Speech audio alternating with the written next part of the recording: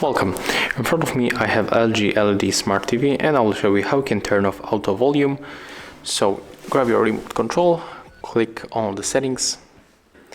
When you are here and you see the quick settings menu, you have to scroll down with arrows to sound, click OK, then tap on the right arrow to enter the sound settings, and we have to go for the volume mode. And when we are here, we got the auto volume, so just click OK to enter, and we can easily turn it off or just turn it on. So you have to decide what you want to get. I'm going to permanently turn it off, and after that you can just simply go back by tapping on the back arrow. So if you find this video helpful, remember to leave a like, comment and subscribe to our channel.